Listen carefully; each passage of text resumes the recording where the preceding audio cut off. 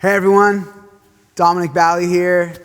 We would like to give an encouragement from us, myself, Billy, and Chad to you in this election season.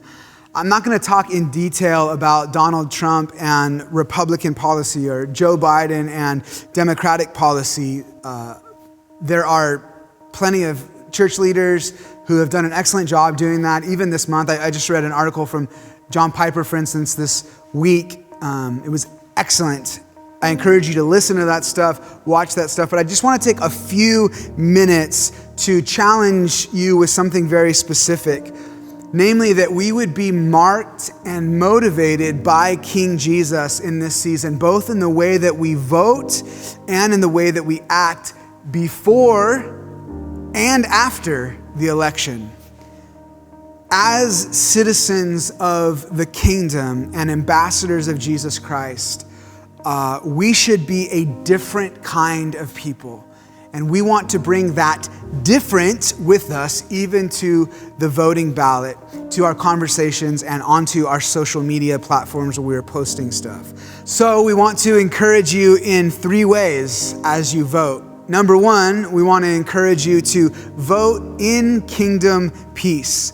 When you engage, even when you disagree, do it in a way that reflects the character of Jesus. Christian, we have an opportunity right now to rise above the noise and the divisive climate that is so pervasive, even sadly within the church. We have an opportunity to be marked by love above anything else, which is actually what Jesus said would illustrate to the world around us that we are his followers. It is our love for one another that proclaims to the world that we are citizens of a much different kind of kingdom with a much different kind of king.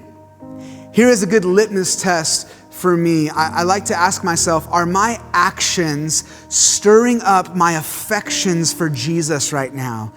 And are they stirring up other people's affections for Jesus? Because love for one another and loving one another will actually do both of those things.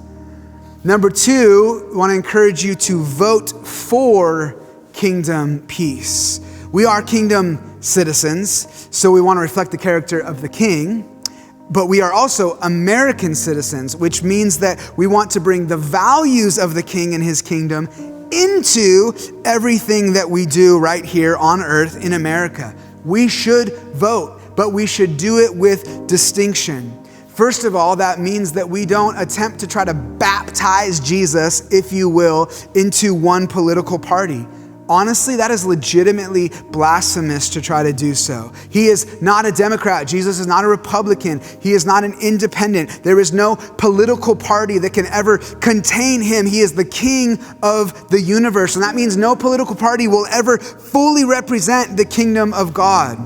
However, there are kingdom values that we can and should bring with us to the ballots, to the voting this season. As kingdom people, we need to then care deeply about the things that the king cares about.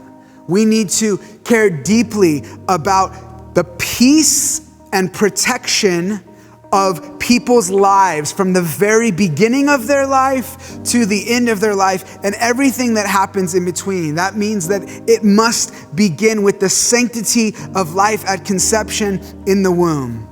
And we should care deeply that we can freely and openly share the gospel of Jesus Christ, which doesn't only bring peace to people's lives here on earth, but for eternity.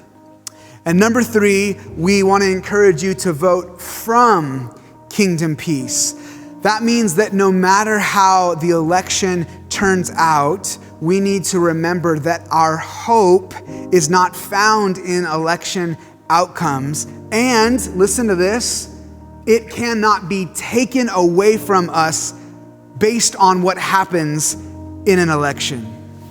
We shouldn't minimize the election, but we should have a long view of these things and a kingdom perspective on these things. Listen, the media and even some church leaders will tell us that this election changes everything. The truth is, this election might change a lot of things in this world. But church, this world is not our everything.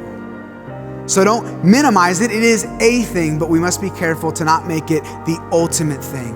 The last 2,000 years of church history boldly proclaim that the advancement of the kingdom of God has never been and will never be dictated by any political landscape, no matter how corrupt or righteous it may be.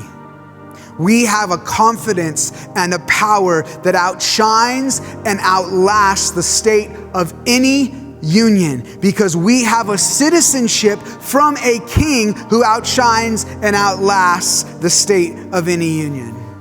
As the great preacher S.M. Lockridge once said, "My king is the creator and ruler of heaven and earth, and my king has no predecessor and he will have no successor. There was nobody before him and there will be nobody after him. You can't impeach him and he's not going to resign.